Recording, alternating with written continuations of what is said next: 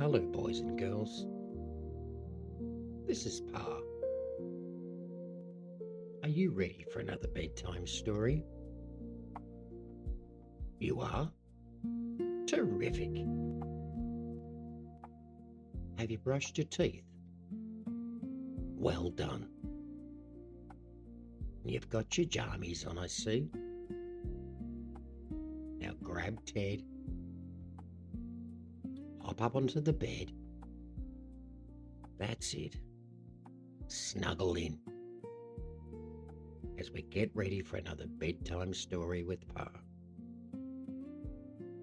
Tonight's story is The Lantern on Pa's Farm. The evening settled gently over Pa's farm.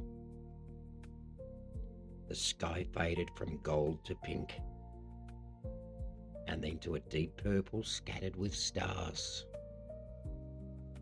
A cool breeze drifted through the gum trees. The horses stood quietly. The chickens were tucked into their coop, and the crickets had begun their sleepy night song.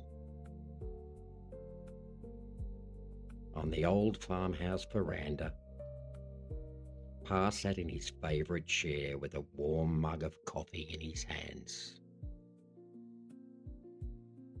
Around him, the family gathered close. Addi sat on the floorboards, watching the paddocks grow silver in the moonlight. Elsie leaned sleepily against Nan. Mila and Poppy shared a blanket, whispering to each other and pointing up at the sky. Louie lay on his tummy counting stars, while Sonny and Jax sat near the steps, pretending their little pebbles were pirate treasures. Auntie Cass brought out warm jam biscuits. Uncle Jezza switched on the fairy lights above the veranda, and Auntie Lucy tucked blankets around the children. Uncle Jacob stood at the railing, smiling out across the farm. Everything felt still and soft. And then Addi sat up straight. Pa, she whispered, pointing toward the far paddock. What's that? Far beyond the old fence, a tiny golden light floated just above the grass. It glowed softly like a lantern, swaying gently in the dark. Mila gasped. Poppy's eyes widened, and Louie scrambled to his feet. Pa stood slowly, his eyes twinkling.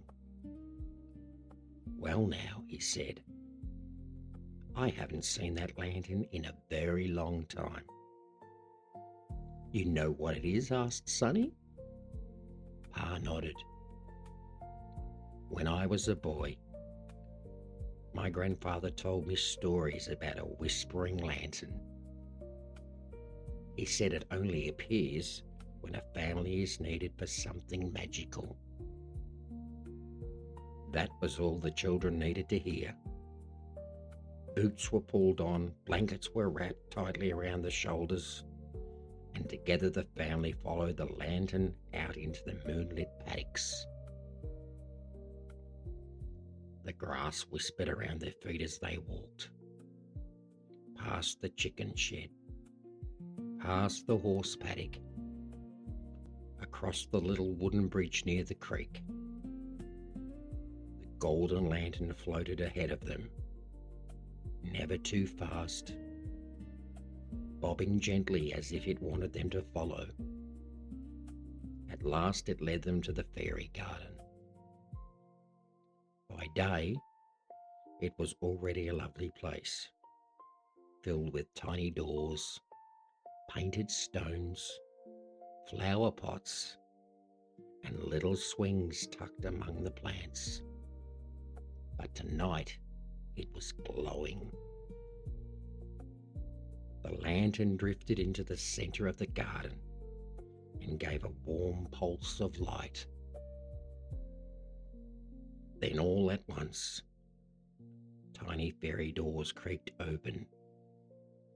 Silver dust swirled through the air, and fairies appeared from among the flowers.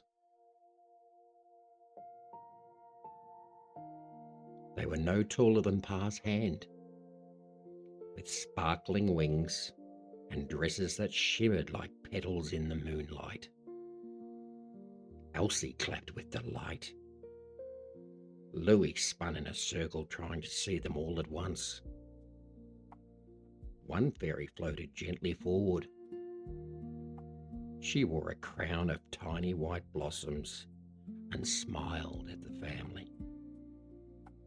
"Welcome," she said softly. "Tonight is the night of kindness." "What's that?" asked Poppy. "Every act of kindness becomes a star," said the Fairy Queen. "And tonight, our garden needs your help." "We'll help," said Addi at once. And so the night of kindness began. Mila helped a tiny fairy whose ribbon had become tangled in a rose bush.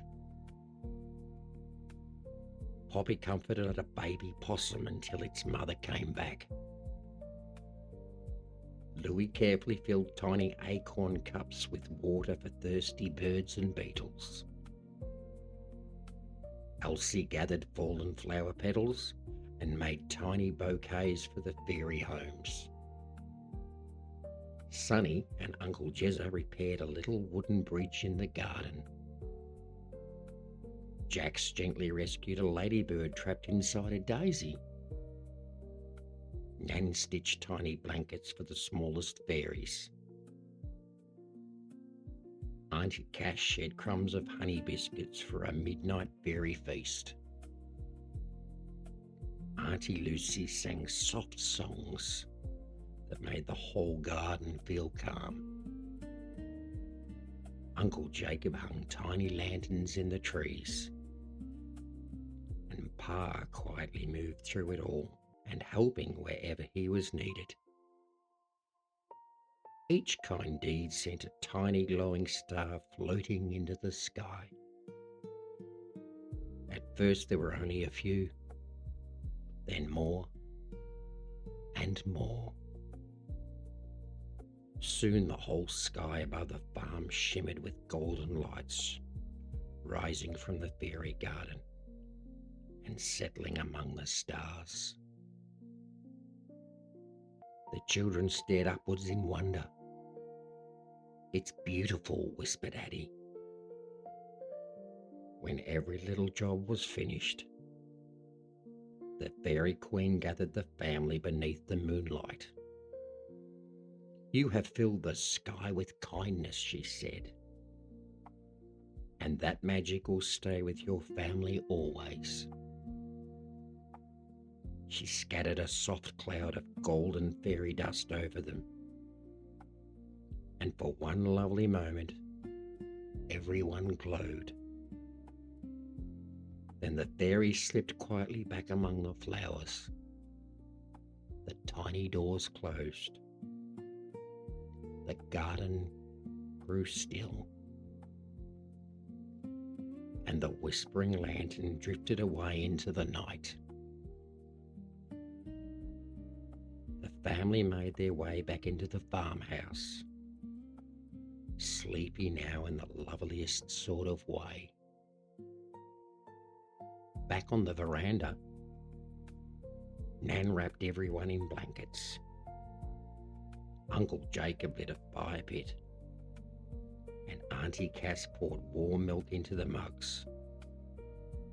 One by one, the children curled up close, their eyes heavy as they watched the bright new stars above the paddocks. "Pa," Louie asked softly, "which stars are ours?" Pa smiled and looked up at the sky. "All of them," he said. "Every star that rose from a kind heart tonight belongs to all of us." Addi rested her head on Nan's shoulder. Elsie was already asleep in Auntie Cass's lap. Mila, Poppy, Sonny, Jax and Louie snuggled close beneath their blankets, listening to the crackle of the fire and the soft sounds of the farm at night. And under the brightest sky they had ever seen, the whole family drifted off to sleep, dreaming of fairy wings, glowing lanterns, and stars rising gently into the dark. And if you ever see a tiny golden lantern glowing at the edge of the paddock beneath a country sky, you know it may just be looking for another family, ready for a little magic.